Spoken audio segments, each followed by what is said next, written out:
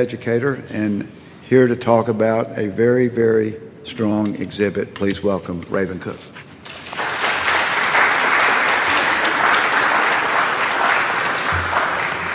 Thank you all so much for having me today. I'm so excited to be here. I want to thank Crystal Bridges Museum of American Art for this opportunity. And let's get started. Once again, my name is Raven Cook, and I am a museum educator at Crystal Bridges Museum of American Art. I work primarily with students K through 12, so the impact of this exhibition, specifically for students and for me, has been really great, and we'll discuss that in a moment, but it's really, really good to be back home. I am from Little Rock, so I'm a graduate of Little Rock Hall High School, and it's just, the energy in Little Rock is always just good to my soul, so I'm just glad to be home, and I'm grateful to be here to give back and talk a little bit about the work that we're doing in Bentonville. So, let me make sure I have my clicker, which I do not see at this time. Someone could grab the clicker for me, maybe. It might be awesome. No, ma'am, that's not the clicker. The little black clicker. Oh, I found it. Okay. We're on track. Thank y'all. Okay, cool. We're good. Okay, so let's get started. Crystal Bridges Museum of American Art was founded in 2005 by the Walton Family Foundation as a public nonprofit charitable organization and opened November 11, 2011. Our philanthropist and art patron, Miss Alice Walton, was the visionary behind the museum. Our mission is to welcome all to celebrate the American spirit in a setting that unites the power of art with the beauty of nature. And access is really at the heart of all we do. Since opening, 3.5 million visitors, including more than 200,000 school children, have experienced the museum completely free of charge. And we provided year-round programming for all ages. Last year, more than 800 public programs were offered, including lectures, performances, classes, and continuing education for K through 12 teachers. We'll keep moving forward. Our collection spans early American to contemporary art, signature works including Gilbert Stuart's George Washington and Georgia O'Keeffe's Jimson Weed, and contemporary artists such as Kerry James Marshall and Maya Lin are a part of our beautiful collection. And currently we have about 2,400 objects, and at any given time can show 400 works. But our contemporary exhibition is Soul of a Nation, Art in the Age of Black Power. And we'll talk about that. And we'll just kind of push through. This is one of my favorite pieces to educate on, Our Town by Kerry James Marshall. It is an incredibly large work, and it is beautiful. So, Soul of a Nation, Art in the Age of Black Power is now on view to April 23rd. So if you have a chance, please come and see us as soon as possible. Soul of a Nation focuses in on 60 Black artists who were making art from 1963 to 1983, with influences from the Civil Rights Movement and Black Power movements to minimalism, and abstraction. Introducing audiences to a variety of voices that help deepen our understanding of the American experience. And I want to personally take a moment to thank our curator, Lauren Haynes, who did an exceptional job on this exhibition, and all of our team that worked so hard on putting this together. It's really been an honor to see it in the space, just really the honor of my life so far. And that's actually me on the slide teaching, so just shout out to me really quick. But the impact of Soul of a Nation, for me personally, I've been empowered by seeing Soul of a Nation because it offers me a unique way to teach students about the beauty of the Black experience. But also, more personally, I didn't grow up with a large amount of knowledge in African American art, and especially in the fine arts galleries. So to have these artists create and really present these subjects masterfully and beautifully in all different types of aesthetics and designs, from sculpture to abstraction, it really blessed me. It really was an emotional moment for me to see. And when the exhibition opened, I remember I actually walked in and just started to cry because it was so overwhelming to see this incredible work that's large and vast and deep and rich presented before me. And I've seen the impact it's had on others, particularly right after the exhibition opened, we had a group of high school students.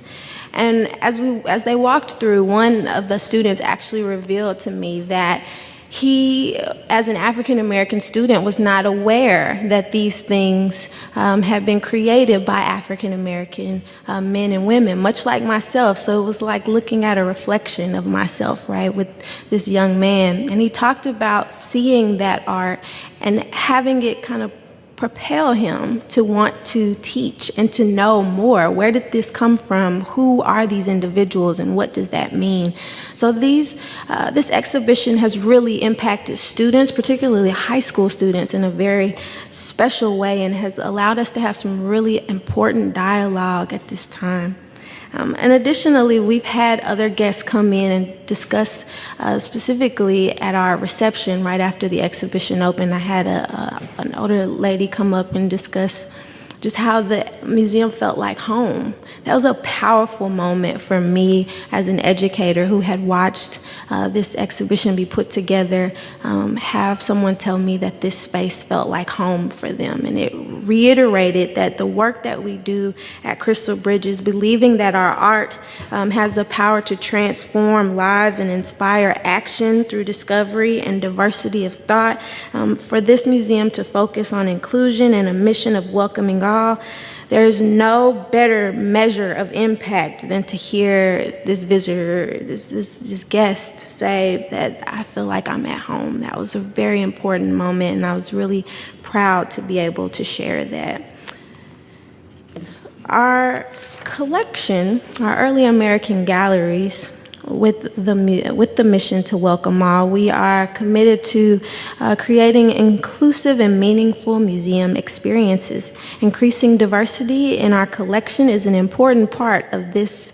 Acquiring and exhibiting works by artists of all cultural backgrounds and identifications, so visitors from every demographic can see themselves on the walls.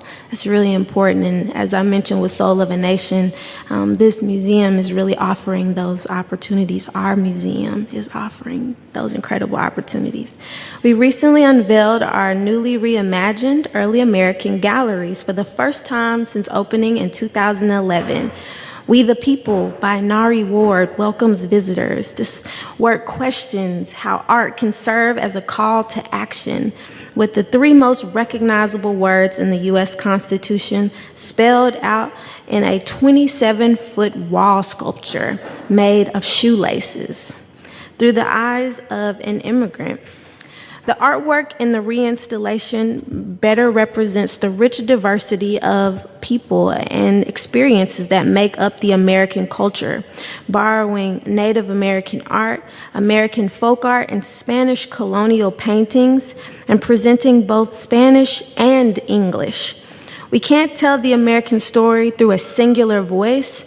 Everyone's experience is enriched when the voices are multiple and are all represented.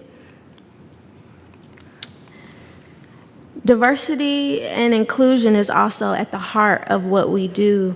The importance of diversity goes deeper than the artworks on the walls. It is also vital that museums build diversity from within. This is an ongoing effort that includes nurturing a diverse candidate pool, introducing the next generation to the museum opportunities is through the high school and residential internship program for students who are demographically underrepresented in the museum field. Is a really powerful program that we have through the summer, and it's really been amazing to see how these students are growing and learning, and really having those interactions with them has been awesome for me as well. Our upcoming exhibitions, and here are those students. They're awesome. Our upcoming exhibition focuses on the strength that we have in our collection. We developed 2 exhibitions to create an engaging experience for a wide-ranging audience, while furthering our collection-based research and expanding Crystal Bridges' role as a creator and collaborator in the field of American art. Beyond O'Keeffe, Georgia O'Keeffe and Contemporary Art will be happening May 26th through September 3rd. Crystal Bridges has brought together O'Keeffe's most important works as a centerpiece, alongside works with 20 emerging artists focusing on similar themes that expand upon O'Keeffe's artistic legacy. Native North America will open October 6th through January 7th, 2019. This is the first exhibition to chart a history of contemporary indigenous art from the United States and Canada, working in all mediums, covering themes such as land and history. We have an incredible collection, an incredible exhibition happening right now, and definitely let me encourage you to come to the museum this weekend if you can, because it's about to leave, and see these works of art. As I mentioned, it's been one of the highest honors of my life to see these works of art in our museum, in Soul of a Nation particularly. And to also have had the opportunity to meet about 15 of the living artists and to engage with them on a very personal level to discuss identity and culture and art and how to push those conversations forward. So definitely please come and see us at Crystal Bridges Museum of American Art. And thank you so much for the opportunity to be back at home and here at the Clinton School to discuss this incredible exhibition and museum. Any questions? Thank you, Raven. Thank you. Okay, we do have questions. Okay, awesome. So if we can wait until we get the microphone up, we have a question right here. Wonderful.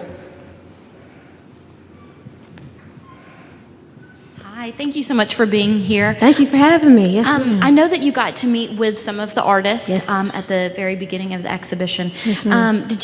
Is there anything from those interactions that you can share with us at firsthand accounts of what they were thinking and feeling while they were creating this art, and even how they feel, to see it in such a place like Crystal Bridges? Right. I think the most impactful moment for me with the artists was, well, for one, just having them in the building was really interesting. You would walk down the hall and see a William T. Williams, and it was a really transformative moment for so many of our community to be in the space with these legendary artists. So I think just the weight of the impact of that, to have them there and to know that you have these masters of visual arts in your presence, was really impactful for our community. But I think the most important thing that was said was probably through the lectures of Afrocobra, which you can go online and to YouTube and see the Crystal Bridges channel, and you'll see those lectures when they discussed how they're still creating. This process that they're on, this journey that they're on, is still happening, and you can still see that in their works of art. And I think that's really important, and it was an important message to me to let me know that as my journey continues, right, my ideas, my work will be different and diverse, and it will be something that will still give to the world through my gift, but it will also change based on the experiences and the wisdom I gain as I grow. Thank you for your question as well. Yeah, we have another Yes, question. ma'am. Right, here comes the microphone. Hold on just a minute, please. Of the pieces that were there, what was your favorite, and possibly describe the piece and why it had such an impact? Yes, ma'am. So my favorite pieces, I have so many. And I teach in the space very often, daily. But my favorite piece is Homage to Malcolm by Jack Whitten. Jack Whitten passed away shortly before the exhibition opened, so it was really impactful to me to see his work in the space right after his passing. The piece is a large triangle, and the second triangle is textured with an Afro pick comb, and under the surface of that texture are about 4 colors that you can kind of see integrated into the canvas, and it's red and subtle hints of red, black, green, and blue, and it just elevates through the canvas, and it's really powerful. I've been a student of African American history all of my life, and Minister Malcolm has always been one of those paramount figures to me because of the way that he viewed beauty in his identity. And I think that's very important and something that was introduced to me at a very young age. So to have a leader echo that consistently and to have a work of art that presents that to me visually was a beautiful moment for me. And I remember the day that the exhibition opened, I had a chance to go in privately and I saw that piece, and actually the size of it, the message behind it, the artist himself and the mastery of the technique was just beautiful, and it drew me to tears. It was really powerful for me to see. Yes, ma'am. And thank you for your question as well. Yeah, we have a question right here. Comes a microphone coming at you. Did you say there are 29 pieces? How many pieces? There are over 150. Oh, okay. Yes, ma'am. There are quite a few pieces. There are 12 rooms in the exhibition. Yes, ma'am. So there are quite a few pieces. It's And not limited. will they hang through the day on Monday the 23rd? I believe so. Yes, ma'am. That'll be the last day you can see them on view. Yes, ma'am. The 23rd. Okay. Question right here. Yes, ma'am. Here comes the microphone. We're glad to have you here Thank today. you. Yes, ma'am. Good to be here. There was a group that traveled to Crystal Bridges, and I missed Yes. it. So maybe I get a chance to go and view the pieces by the 23rd, you said? Yes, ma'am. Now, is there an admission fee for this particular exhibit? Yes, ma'am. So there is a $10 admissions fee to enter into the exhibition. But yes, ma'am. Okay, now the slide that you showed there where you were teaching the students with Yes. that drape, is The draped canvas. that a piece by one of the artists? Yes, ma'am. So that was a work by Sam Gilliam. It's called Carousel Change. It was done in 1970. And it is an incredibly large piece in the 11th room that is titled Improvisation and Experimentation. So Raven, yes. let's flip the slide. And Oh, show that. yes, Yeah. of course. My apologies. So let me go back. So the piece is an incredibly large canvas, and we introduce. Okay, we're almost there. Awesome. Okay. So it's in our 11th room, improvisation and experimentation, and it really speaks to students about abstraction and how African American artists aren't just creating figurative images, but also abstract pieces as well. And as they're doing so, they're creating new lanes in art. As we know, Sam Gilliam is known for draped paintings, so he's actually creating new techniques and new traditions in art, but definitely still having that overarching conversation about identity as well. So talking about his works and how he navigated that time period.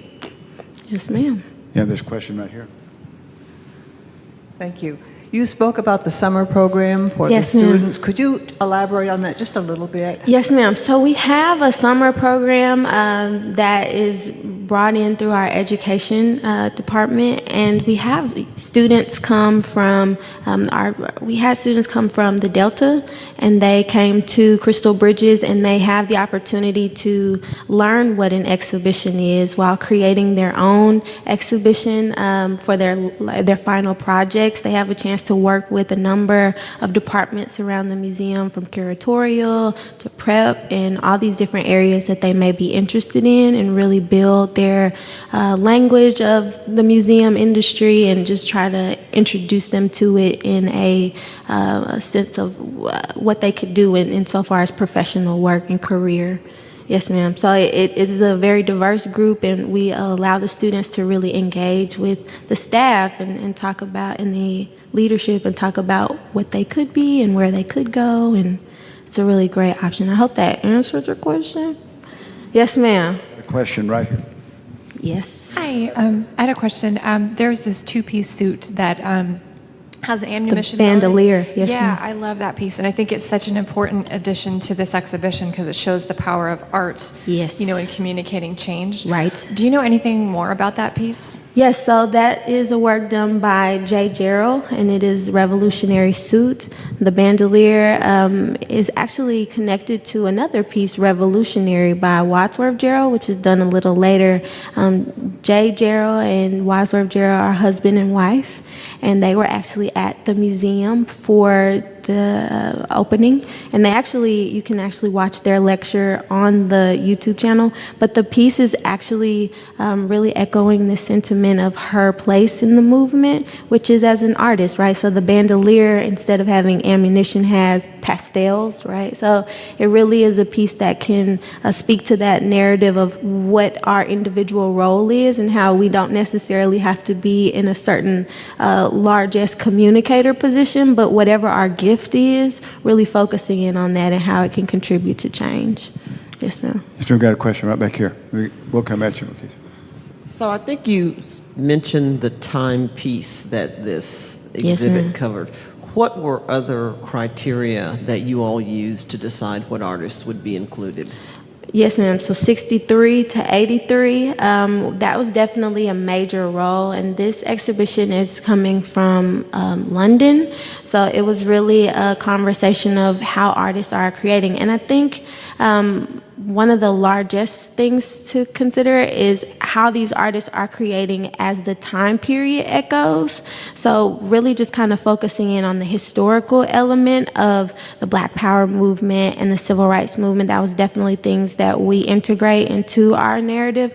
We actually have 4 videos at the entrance of the exhibition that show Reverend Dr. Martin Luther King Jr., Minister Malcolm X or El Haj Malik El Shabazz, Stokely Carmichael, Kwame Ture, and Angela Davis. So while you saw the photo of the artist at the entrance, there's also a really heavy component of right next to it are the videos where we do have an in-depth conversation of how these moments are paralleling.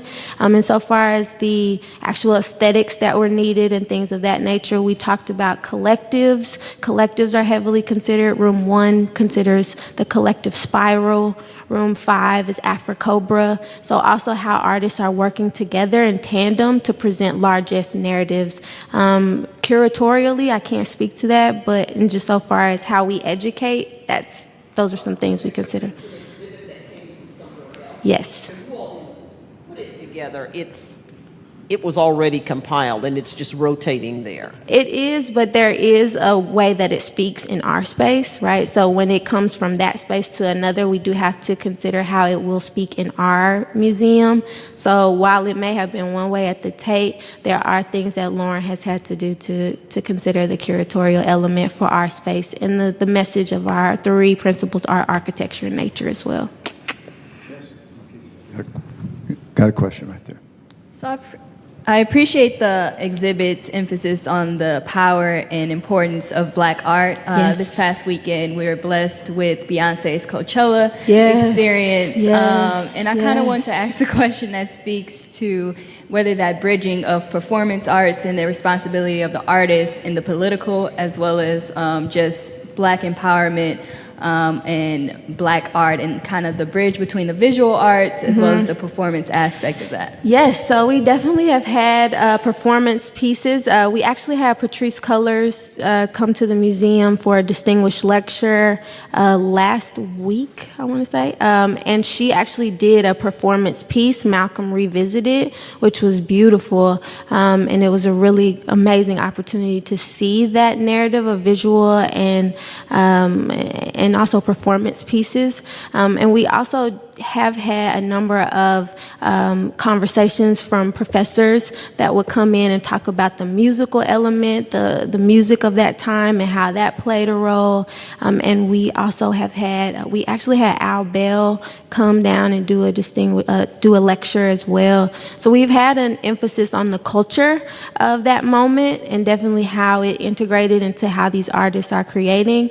And we also have had visual, but also performance pieces as well. Time for one more question right here, and Yes. then we can come visit with Raven. This is more an observation after having seen the exhibit. This piece here, which is before you even enter the exhibit, so important. And It a lot of definitely people is. miss that because it gives you the whole timeline. After you've seen the exhibit, you should really go back to this piece, and then you can see how all these artists and what time period they were working in. Right. And then compare it to where the white artists were doing at the same time. It's very, very interesting. Right. And I love your pin, by the way, the pin that you're wearing. That's really pretty. I'm really here for that. Yes, ma'am.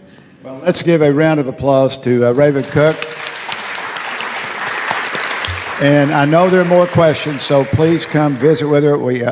I want to thank Crystal Bridges. I want to thank Nikolai DePippa, who helped do this. I hope this is the first of many programs that we have in collaboration with Crystal Bridges to bring this excellent programming from Bentonville to Little Rock, and hopefully people here will go. But Raven, great job. Thank you. Thank you very much. Thank you. Thank you so much, Dean. I appreciate it.